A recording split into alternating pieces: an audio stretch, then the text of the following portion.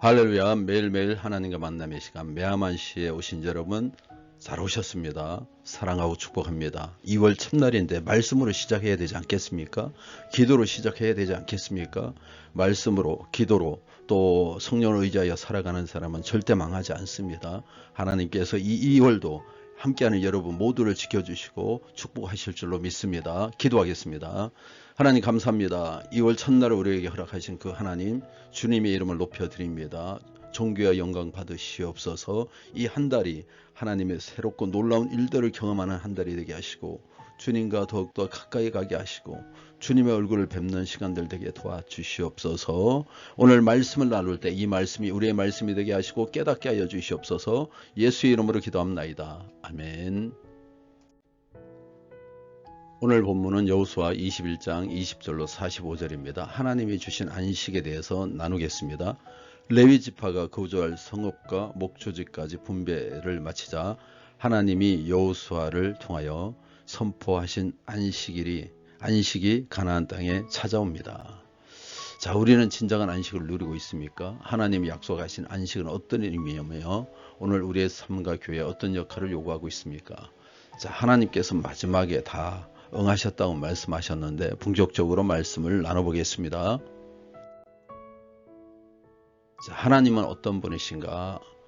21장 43절에서 45절의 말씀을 보겠습니다.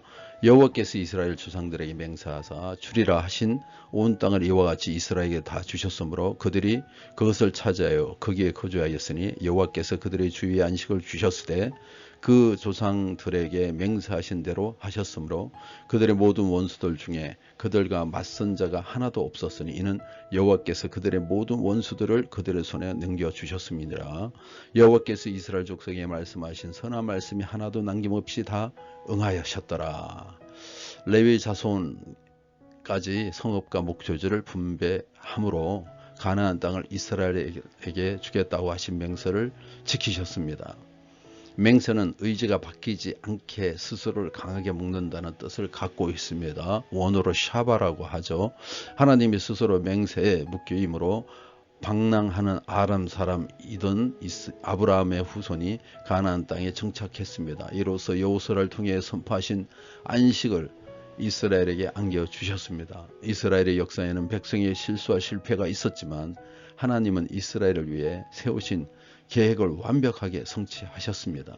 하나님은 내 삶도 하나의 어긋남 없이 이끄십니다. 하나님이 내 인생의 주이시기 때문에 그렇습니다. 하나님의 약속은 반드시 이루어집니다. 하나님의 약속은 얼마든지 그리스도 안에서 예가 된다고 말씀하셨습니다.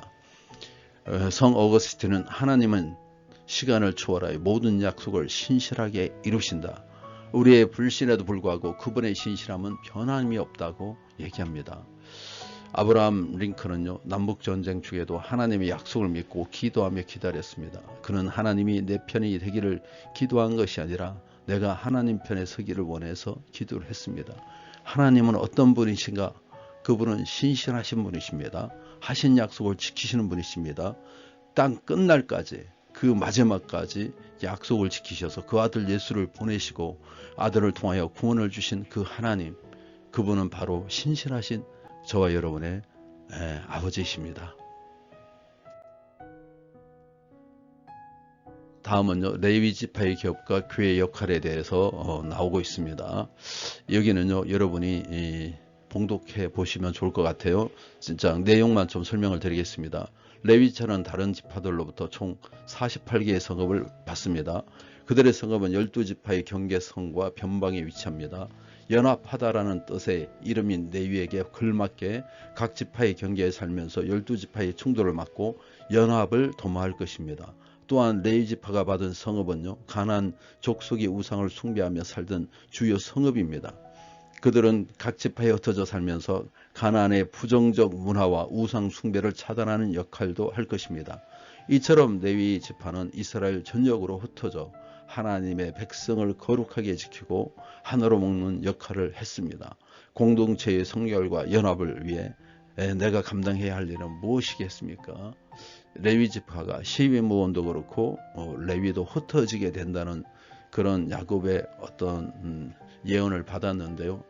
이 레위 지파는 민수기를 지나면서 정말 하나님의 신실한 거룩한 흩어짐이 되어서 정말 그 이스라엘 민족들을 더 강하게 하고 행복하게 하는 그런 역할이 되었습니다. 우리도 우리 교회에서 내가 어떤 역할을 해야 될 것인가 한번 고민해 보기를 원합니다. 오늘날 교회는 어떤 역할을 해야 할까요? 세상 속에 하나님을 기억하게 하는 존재의 어떤 우리가 연합해야 될 것은 무엇이 있을까요? 너희는 세상의 소금이고 빛이라고 마태복음 5장에 말씀하셨는데 우리는 어떻게 해서 이와 같은 기업을 연합할 수 있는 그런 역할을 감당할 수 있을까요? 교회는 단순한 모임이 아니라 세상 속에서 하나님의 통치를 실천하는 공동체라고 존 스톡트 목사님이 말씀하셨습니다. 바벨론에서 살면서 다니엘은요, 우상 숭배에 물들지 않았습니다. 그는 하나님의 거룩한 백성으로 살기 위해서 자신을 구별했습니다. 그러나 그들에게 위기가 닥쳤을 때 다니엘은 또한 그 나름대로 역할을 다 감당했다는 것을 볼 수가 있습니다. 자, 도피성과 하나님의 은혜입니다. 한 절씩만 읽어드리겠습니다. 21절 곧 살인자의 도피성 에브라임 산지 세겜과 그 목초지요 또 게셀과 그 목초지라. 자, 27절에 레위 가족의 게르손 자손에게 므낫세 반지파 중에서 게르손 자손에게 나눠주는 겁니다. 반지파 중에서 살인자의 도피성 바산 골란과 그 목초지를 주었고 또 부에스드라와 그 목초지를 주었으니 두 성읍이요. 자, 32절에도 납달리 지파 중에서 살인자의 도피성 갈릴리 게데스와 그 목초지를 주었고 또 한못돌과 그 목초지와 가르단과 그 목초지를 주었으니 세 성읍이요. 또 34절에 남은 레위 사람 로라리 자손의 가족들에게 준 것은 스불론 지파 중에서 용느암과 그 목초지와 가르다와 그 목초지와 이러면서 이제 분배에 대한 얘기가 쭉 나오고 있죠. 레위 지파가 도피성을 관리한 이유는요, 도피성은 실수로 살인한 자를 보호하는 곳이고 제사장의 죽음이 그들을 해방시켜주는 그런 독특한 역할을 감당했습니다. 모세와 여호수아가 정한 6성읍 6개 도피성이 전부 레위 지파에게 들어갔습니다. 도피성에 사는 레위 사람들은 정해진 절차에 따라 도피성을 운영해야 합니다. 의도치 않은 사고로 살인한 사람들의 피해 보복을 당하지 않도록 보호하고 대제사장이 죽으면 죄를 사면하는 은혜의 규칙을 알리고 적용해야 합니다. 레위 지파의 도피성은 불타는 복수심의 폭주를 막고 냉혹하고 기계적인 동해 보복의 태도에 온기를 불어넣을 것입니다. 불같이 화를 내며 싸우려 하고 어른같이 차갑게 타인을 대하는 무정한 시대입니다. 사회 곳곳에 흩어진 교회가 하나님의 은혜와 정의를 보여준다면 이 시대의 도피성이 우리가 되지 않을까요? 오늘 이 본문을 통해서요, 우리가 도피성이 되기를 하나님은 원하시는 것입니다. 세상에 많은 어려움을 당한 영혼들이 있습니다. 무거운 짐진 자들아 다 내게 오라고 예수님은 말씀하셨습니다. 그리고 내가 너희를 쉬게 하리라. 수고하고 무거운 짐진 자들아 다 내게로 오라. 내가 너희를 쉬게 하리라 하신 그 주님이 바로 우리 교회가 안식처가 되어야 되고 안식을 할 수 있는 곳이 되어야 된다고 말씀하고 있는 것입니다. 교회는 닫힌 곳이 아니라 누구든지 하나님 사랑을 경험할 수도 있도록 초대되는 곳입니다. 안식을 위한 우리의 역할이 무엇인지 한번 생각해 보기를 원합니다. 하나님이 이루신 안식 안에서 우리 모두가 살아가기를 원합니다. 세상 속에 하나님의 정의와 은혜를 실천하는 삶, 교회가 세상을 위해 도피성이 되어야 될 것입니다. 말씀을 맺겠습니다. 자, 하나님은 약속을 신실하게 이루시는 분이십니다. 교회는 세상을 위한 도피성이 되어야 합니다. 우리의 삶을 통해 하나님의 안식을 전해야 됩니다. 할렐루야. 기도하겠습니다. 사랑과 신실하심이 충만하신 하나님 아버지, 주님께서 우리에게 주신 약속이 변함없이 이루어짐을 믿습니다. 여호수아 시대의 이스라엘 가나안 땅에서 안식을 누린 것처럼 오늘도 우리의 삶 가운데서 하나님의 평안을 이루어가게 하여 주시옵소서. 우리는 세상 속에서 하나님의 도피성이 되어야 할 사명을 받았습니다. 그러나 때로는 두려움과 연약함 때문에 주저할 때가 많습니다. 오히려 도피성이 아니라 그들에게 어려움과 고통을 주는 장소를 우리가 만들었습니다. 성령님, 우리를 충만하게 하여 주시고 우리 안에 쓴뿌리와 악에 다 성령의 불로 태워지게 도와주시옵소서. 마음을 강하고 담대하게 하여 주님의 뜻을 순종하고 나아가게 도와주시옵소서. 우리에게 맡겨진 공동체와 세상을 품고 기도합니다. 교회가 상처받은 자들에게 피난처가 되게 하시고 이 세대의 분열과 다툼에서 하나님의 정의와 은혜를 실천하는 도구가 되게 도와주시옵소서. 세상에 주님의 평안을 전하는 삶을 나누게 도와주시옵소서.